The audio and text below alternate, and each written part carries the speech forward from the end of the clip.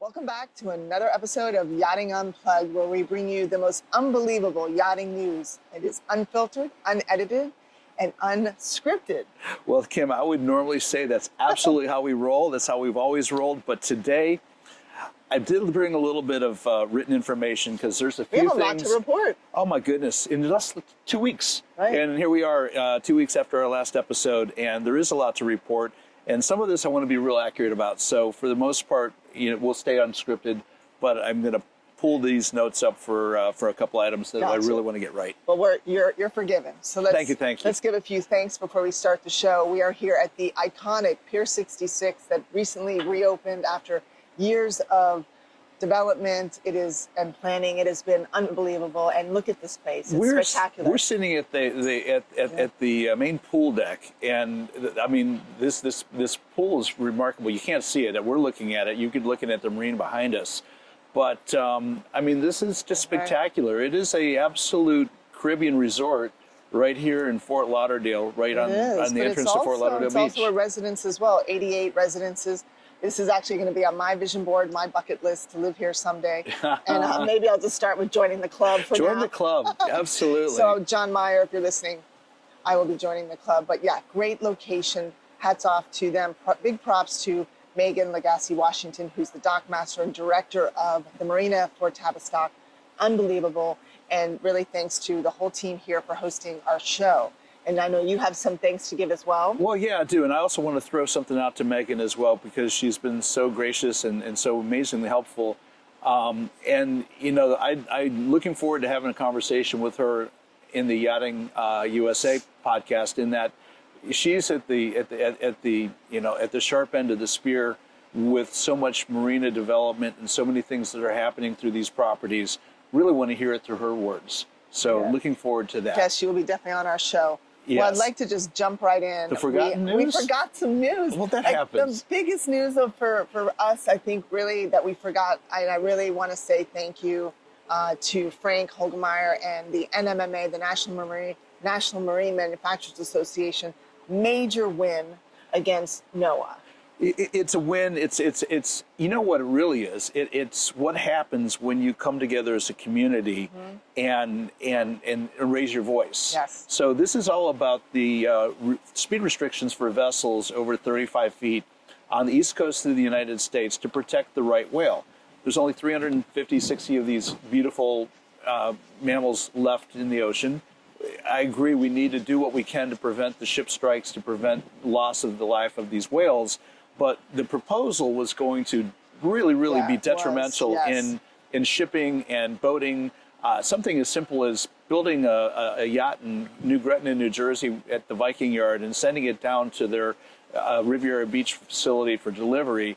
To have to limit the speed of that vessel coming south to 10 knots is onerous. And you could take that example across so many different commercial platforms. Right. So and the communities that would have been affected, again, we talked about the ripple effect, and the communities that would have been impacted by that speed restriction, if you will. How many miles out? I believe it was like 3 miles out that we could not obviously chart those waters. Major impact for our industry. But hats off to Frank and his team and everyone involved. I know I will be at next year's American Boating Council in Washington. I'm finally jumping in and getting involved. Bravo. And we all need to get involved. Yes, that's it.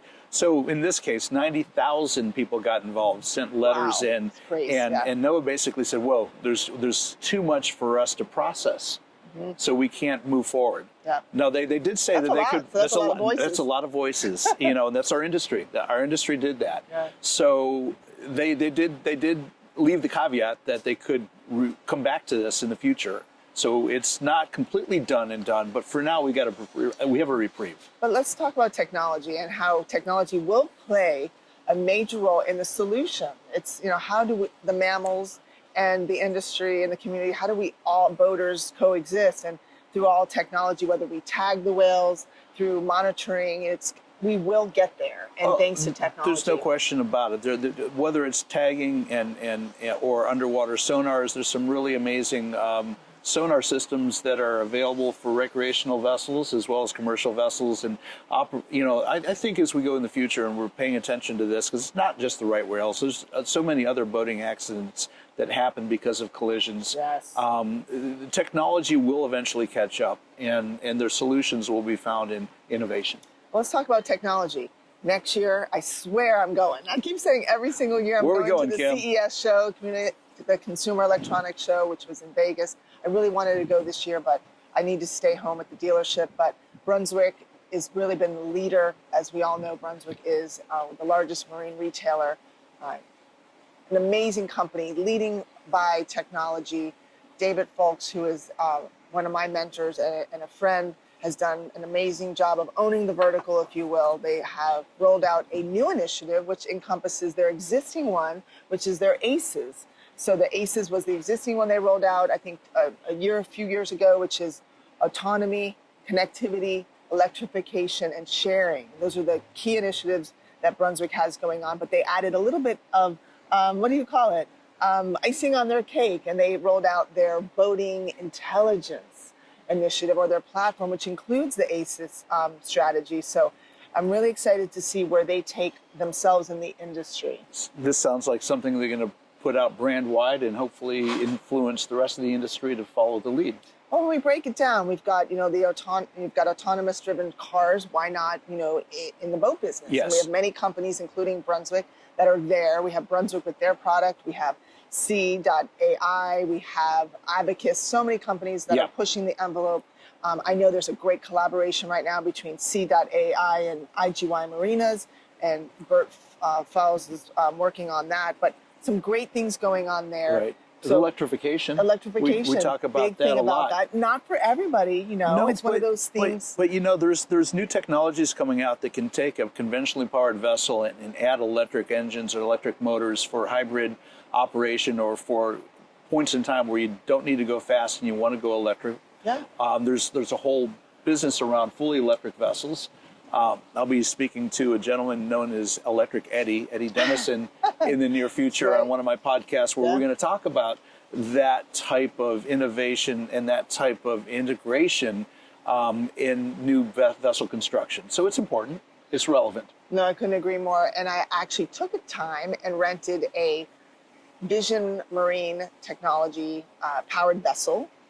It was an electric pontoon boat. I went to Peanut Island in Palm Beach and rented one, and it was probably one of the slowest days on the water, but one of the most enjoyable. You know what? It was quiet. It was it wasn't efficient. It was like efficient, obviously fuel efficient, but it was so nice. It's not always the destination. Sometimes it's the voyage. No, I couldn't agree more. And then leading into the sharing model, Freedom is owned by Brunswick, and they have done a great job with that. There's Carefree Boat Club. There's a new up-and-coming yacht, if you will, ownership that's structured very similar to NetJets, and that is Primus Yachts. So there's a lot of players that are really capitalizing on the cost of ownership. If it's really out of your reach or affordability, there's other ways that you can enjoy the boating lifestyle. Yeah, bravo, for sure. Well, let's talk about 2024. It was a little interesting. A lot of financial reports are coming out right now. Well, it's behind us. Right, it is. But Brunswick did report, along with MarineMax and OneWater and a lot of other companies, that 2024 was a soft year. And I think we all experienced that, speaking of as a business owner and you being one as well. It was a challenging year, but I wanted to quote... A lot of uncertainty in 2024. But 2025 seems somewhat optimistic, if you will. David Folks states, 2025 has the potential to be a year of steadily easing financial conditions. And while we enter the year with, this is the key word, cautious outlook, particularly in the first quarter, we have already launched many new products across the businesses that we remain extremely focused on delivering steady, free cash flow, resilient earnings per share, and driving really continued strong shareholder returns. And that's what it's all about. And so hats off to David and to his team at Brunswick, OneWater, MarineMax, and really all the companies. We're wishing everyone a solid 2025. Yeah. Oh, absolutely. I was just looking at MarineMax metrics for the first month of 2025, January, and it looks like they're up 14.1% in the month. Now that's just a small snapshot, but that's a nice trend to begin the year with. No, absolutely. And speaking of marine, Max, you know, a good friend of mine is a director for Aquila, Yes. and some interesting news is coming out. So we're going to call Nick. Do you want to share what's happening at the Miami show with them? Well, they've got their new 46 coming out. It's an interesting model in that they've got foil technology built into the hull design. Yeah. In a catamaran 46-foot boat. This is actually by volume a pretty good sized boat. Now we're seeing foiling technology that's been developed in other industry disciplines, often found in sailing, bringing it into the power yacht, motor yacht space. Now that I'm fascinated. I'm excited to see I it. hope the boat's out of the water in Miami so I can see it. We're going to call my good friend Nick Harvey, who's a director at Aquila, and we're going to see where to find him at the Miami show. All right. So giving him a call, everybody. So hopefully he answers. Oh, here he is. We have Nick Harvey. Hey, Nick, how are you? I'm doing great. How are you doing on this fine Friday? Well, you are in the hot seat on Yachting Unplugged. We're actually talking about you right now. Hope your ears are burning. yes. Oh, you're catching me live. I love it. Yes. Nick, we heard that you're going to be in Miami later this month with some of your new models, and I'm really fascinated about your foiling technology that you're bringing out. So can you give us about a 30-second rundown of what that's all about and where we'll find you in Miami? Yeah, absolutely. Well, thanks for reaching out. Yeah, so we're super excited at Aquila Catamarans. We're going to be in the Miami Boat Show at the One Herald Plaza location on the downtown side. We'll be on Dock B, which is where we've been the last few years, sort of towards the end of the Dock B there. And we're going to have a really nice display of 9 boats, and I think the stars of our display are going to be those 2 new coupe boats, the 42 coupe and the 46 coupe, that are going to feature the Hydroglide foil technology as standard on them. How exciting. Fantastic. Well, we look forward to seeing you there. So we'll see you at Herald Plaza the 12th through the 16th on Dock B as in boy. Yep, that's exactly right. And come and learn all about, why we decided to make foils standard on these boats. We have extensive experience with foils since we started that on our 36. So we can't wait to explain all of that to all the visitors and showcase them. I'm excited to see it and look forward to experiencing it, Nick. All right. Well, That thanks for sounds your good. call and thanks for being in the hot seat. Absolutely. We'll see you at the show. Sounds good. Ciao. Yes. Take care. Yes, here we go, boat show season, and Yes. it's these new technologies, and there's it's something different, and I Yeah. love the idea that we're moving, progressing, and there's new things to see and experience. And there's also, besides the Aquila, you and I were talking about the 67-foot Scout. Crazy, outboard the driven. largest center console that exists today. Yeah, It's crazy. So yeah, I have to bring in my large yacht side of this coin, so to speak, and I mentioned this to you yesterday, Kim, and this is something that boat builders need to really kind of get their head around. That it's cool that you're into a 67-foot boat, but because of the value, the cost of this boat, you are going to have some issues with insurance. And where I'm going with this is I hope the boat builders understand that most boat owners that are going to be moving into a boat like this are going to be coming from a smaller boat. Many of them will have a hard time getting that boat underwritten if they don't have a full-time captain, at least for the first year, because they're going to need to have that captain to operate that boat. And if they want to operate that boat themselves and be insured, that captain is going to have to write a certificate of competency for that owner or whoever is designated by that owner to ultimately operate the vessel, which means these vessels are going to have crew accommodations. And so now we're getting the smaller boat builder moving into the crew-served yacht, which I applaud. We've watched the boat building industry in the United States diminish over so many years, where fewer and fewer crew-served boats are being built. So Scout's building a boat that potentially is a crew-served boat. Bravo. I'd like to see more of it. No, I definitely am excited about that, but definitely we talk about insurance, and so it's super important that anyone that wants to scale and go from a smaller center console to something of that size and be owner-operator, there's so many great outlets to really sharpen up your captain, whether you take a captain's course, but at the helm training, the National Safe Boating Council is that website has all the sources that are captains that are available that can help you get your boating skills refined to handle a vessel like that. Yes, absolutely. I couldn't agree more. Safety, as I always say, boat smart from the start. From the start. Well, let's go with, here we go. We're starting another round of boat shows. Now we're coming into the, as we call it, the hat trick. We've got the 3 best shows in regards to here in America. I love South Florida. I call it home. We've got the Miami Boat Show coming up in February. It's where I grew up. I grew up in Miami Beach, and I will be at the convention center most of the time with some of my crew and my team at Harold Plaza, so I'll be floating around. Fantastic. So that's an exciting show. Yep. Well, and it's something interesting. Kim and I both work with Informa, and we work with these boat shows. And Palm Beach Boat Show is coming up in March. Palm Beach Boat Show is now going to start on Wednesday, the 19th of March. Historically, it's always started on the Thursday. And so, of course, Informa wants us to help spread the word that we're starting this show a day early. So pay attention. Wednesday, the 19th of March, show opens. You want to plan to come in. And that's the best time anyway. It's the middle of the week. If you really want to walk the docks without risking your life and limb being knocked into the water, that's a great day to walk the docks and see a lot of the show. Yeah. They've also done something else which is really remarkable. Just as here at the Fort Lauderdale venue during the Fort Lauderdale Boat Show, we have the Super Yacht Village. They now have what they're calling the Super Yacht Show, which is going to be at the Palm Harbor Marina, which is the very north end of the show venue.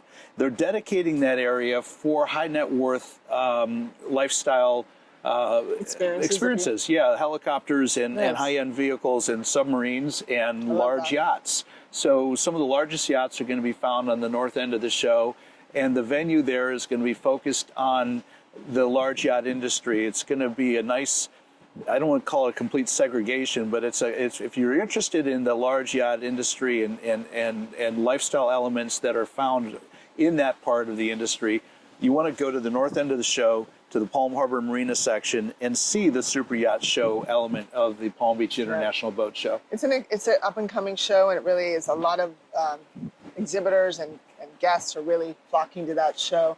But back to Miami, folks. The show does open at 10 o'clock on Wednesday, the 12th. Usually it opens at noon, 10 o'clock on Wednesday. So make sure that is our VIP day. And like Rick said, if you want to go and there's not a lot going on, it's in the middle of the weeks, there's not a lot of strollers and families and things that might get in your way. But if you really, that's a great day to attend. Absolutely. And don't forget, the Windward experience is a great opportunity for you to have unlimited food and drinks and music and all sorts of networking. Those are great. I know we have just get out of the crowd for a while. Right, I know. And I know there's a few guest appearances happening at Windward at the Miami Boat Show. So check out the Miami Boat Show online. You can definitely, we'll put the link below. Yeah. Definitely want to see us there. Yeah. And I'm excited. Yeah, It'll be a good show. Yeah, I think we're going to probably have to record a couple episodes at the Windward Experience just to kind of show it off a little bit. Yes. I point out to that element of the show, and they have that at both venues, Miami venue as well as the Palm Beach venue, and it's a value for the individual who really wants to spend quality time at these shows and be able to come and go or sit down quietly and contemplate some of the boats they've just looked at. No, it really it's is. it's if it's you a add good up thing. the cost of a meal at a restaurant or wherever you go, whether you drink or don't drink, whatever it is, and all the desserts and food and everything involved, it really does make sense. You have the VIP treatment, and we get into the show early. So although it might be a little bit high when you look at that price tag, if you break it down, and I'm a numbers girl, it really does make sense. And it's a great way for you to sit down, whether you're an owner representing yourself or you're with your broker. Great way for you to get some business done. No question about it. Yeah. No question about it. I actually was at, this week, I spoke with Megan Lagasse Washington here at Pier 66 and 2 other amazing women with Michelle Goldsmith. She was the moderator of the panel. I was Love at her. the Association of Marina Industries. I thought that was really great. I've never been to that show before. And What'd you think? I thought it was great. The marinas play a major role in the sustainability of our industry, and anyone that touches boating really needs to be at that show. It was a pleasure to speak on the panel. I'm extremely thankful to everyone that stopped me and said, I love what you're doing. I love, this show and my platform. And so if you haven't gone to one of these marina shows, I highly recommend it. Bravo. Absolutely. All right. Now, let's get into the captain's corner, because captain and crew Oh, boy. corner, we have a little bit to report. Well, yeah, and this is one of the reasons why I brought out something here to be as specific as I can be. It's important. You know, we have a new administration that's come in, and you know, there's obviously immigration concerns. That seems to be the topic right now. There's an article that came out written by Doug Meyer and Chelsea Carter of the Yachting Industry News, titled "Attention to Crew." And the essence of what they're trying to say is, hey, you know, is Coast Guard changing direction? I mean, they just have, you know, dismissed the previous Commodore of the Coast Guard, Linda Fagan's out, and they've brought in Admiral Lundy to replace her. The rules haven't changed, but enforcement is changing. And to be clear, U.S. Coast Guard does not actually have any arrest powers or deportation powers when it comes to immigration.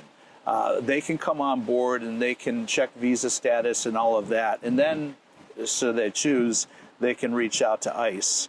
And so I think the cautionary tale that we want to pass along right now is that, yes, the focus is geared at illegal immigration. And it would be dangerous to assume that the yachting industry will be overlooked. And there has been some reports of CBP, which is Customs Border Protection, boarding yachts in Miami, yachts that are entering the port, or docking the marinas and checking yacht crews' visas. But they've always done that. It's just that I think they're doing it probably with a little more focus right now. And there was a report that Customs and Immigration boarded a vessel in Palm Beach and found a crew member in violation of the B-1 visa and was immediately deported. That's not necessarily anything new either, other than I think there might be more and more of that, and because of what's happening in our country right now, that's going to be reported more frequently. Your B-1 visa is how you can come into this country and legally work, and usually your B-1 visa, when you're stamped in with the name of the boat you're working on. And if you are stamped in with the name of the boat you're working on, it's really important that if you leave that boat, that you renew that visa and either renew it as a B-1 without a specific vessel, or if you found another gig, that you renew that visa with that new vessel.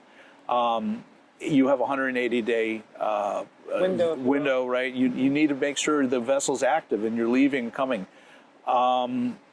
It's when you get in violation of the B-1 visa, like you're walking the docks and you're soliciting work. Well, if you're caught soliciting work on a B-1 visa, particularly if you're stamped in on a B-1 visa that's specific to a specific yacht, that's in violation. They will deport you, and when they do, you're not able to come back to this country. And basically, you have to take the United States out of your itinerary if you're going to stay as crew. So that's a problem.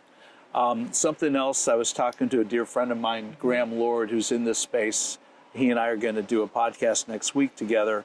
And he mentioned that it's really important that crew pay attention to their social media. So true. Your social media is your It's like crumbs. It's your crumbs. It's your DNA. It's your footprint.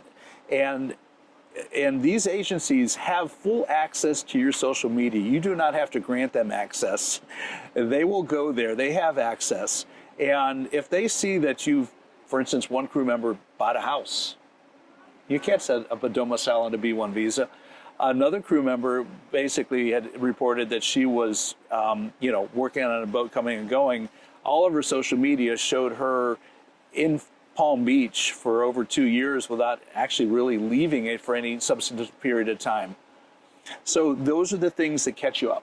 Yeah. So just, be aware, be smart, and play by the rules best you can. I couldn't agree more. What great advice for the young kids or anyone in that part of our industry is that you got to wake up and you got to be present, but you also need to be responsible. It is an honor to be here in America, to be a citizen, to work here, and we all have to follow the rules. Yeah. And if everybody does, there's no problems. Right. Well, we've got so much, we've talked about so much. I want to also say it's been an exhausting week. For me, I've traveled a lot, but I really want to, we're talking about captain and crew corner, if you will, and we really Yes. wanted to give a shout out to that sector of our industry. Charters are ramping up. Crew, I know it's glorified on below deck, and you see so much going on of how exhausting it can be. Do you want to talk about that? Well, yeah, wow. And I do talk about crew charter, what that charter space looks like. We had a tragedy here in Fort Lauderdale last weekend. I'm not naming names or vessels, but it occurred at the Lauderdale Marine Center, and a captain walked into a yacht management company that was based at Lauderdale Marine Center, brokerage house, talking about his recent experiences doing back-to-back charter. He was visually, physically exhausted. Who knows? Possibly dehydrated. No, we don't know what happened. It's no good reason to speculate, other than he walked out to his boat in the late afternoon, early evening, was climbing a staircase, collapsed, fell into the New River, was found the next morning, obviously deceased, and this is on the heels of his basically complaining about exhaustion. Yeah, too much work and not enough hours of rest, which is a whole thing in the yachting crew charter space. You are mandated. In talking to some people in the space, one of the comments I got back, and I think it's worth repeating, is as a yachting professional, at some point in time, you need to also understand when it's time to say no. Right. And it's not just that. We recently, we heard 2 days ago, was it last night, we had the American Airlines crash with the helicopter. It's for all industries. We all need to be very aware and staff accordingly that human error does happen when we're exhausted. Yeah, I mean, so it's heartbreaking, and condolences to anybody associated with that tragedy up in D.C. And that's a human factors tragedy. We don't know the real reason for it yet, but there's no question about it that the two sets of pilots didn't see each other, and a lot of lives were lost because of that. Right. So in the crew space, it's really important, I think, that we pay attention to our mental acuity, how well we're doing, and when we notice ourselves suffering a little bit, it's time to step back. Right. Well, they say there's artificial intelligence. Now we have boating intelligence. Yes. There needs to be human intelligence. Human intelligence, when it comes absolutely. to, we all have to listen to our bodies, and I, for one, know firsthand when your body is whispering things of warning, the whisper of a warning, and that warning becomes a scream, it might be too late at that point. So listen to your bodies, folks. Pay attention. And pay attention. From last week, it was 2 weeks ago, God's time flies, we talked about a change here locally in the industry with the USSA, and we announced that the board had released Nauticom and Kitty from her role in... what a great tenure. 16 what a years. Great run. She's been an amazing asset to the organization. But, like anything, there's seasons, and life goes on, and we'll see where that goes. Absolutely. Well, there's a follow-up now. The board did release a statement yesterday. I'm not going to read the whole thing, but I do want to want to share some of this because I think it's worthy of being shared. The essence is that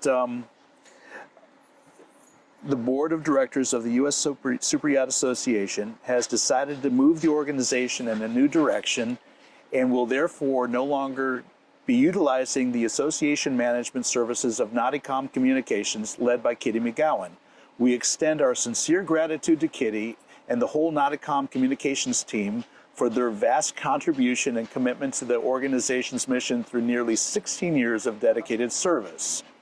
To ensure continuity during this transition period, and this is why I'm reading this word for word, I want to get this right, a transition executive director has been named and administrative support identified, with Frank Gurnett, who many of us know from LMC, on board as the transitional executive director. Additionally, to ensure continuity through this transition, the MIASF, the Marine Industries Association of South Florida, under the direct guidance of the USSA board, will temporarily support the association's daily management operations during a 90-day transition period. It is important to note that this does not imply, nor is it intended to, that there is any consolidation of the two associations, with each operating in their defined fields respective to the mission and industry. So, long story short, changing of the guard in the USSA, we do wish not a common Kitty, Julie, everybody. And we all know Frank. Who doesn't know Frank? You know, he's a great guy to come in and help take this transition through.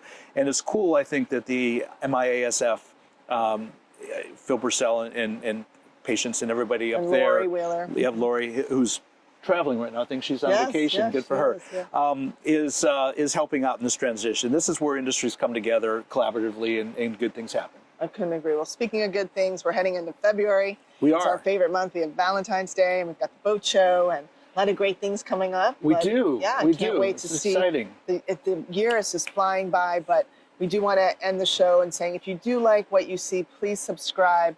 Reach out to Rick or myself, and if there's any news that you need to share, please contact us. We'd be more than happy to bring it to our platform and to the world for that matter. Each of us have very large platforms, and we'd be glad to assist you in that matter. So, absolutely. With that being said, have a great January, the last day. This is the last day. Everybody who's watching this in February now.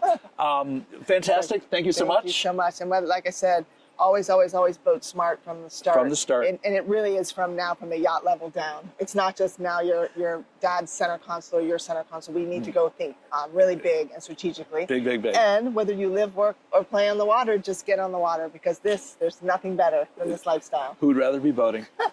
Exactly. All right. All right. Well, great seeing you and everyone. Kim, and we you? look forward to seeing you on the next Yachting Unplugged. Have a great day. And I'm out of here.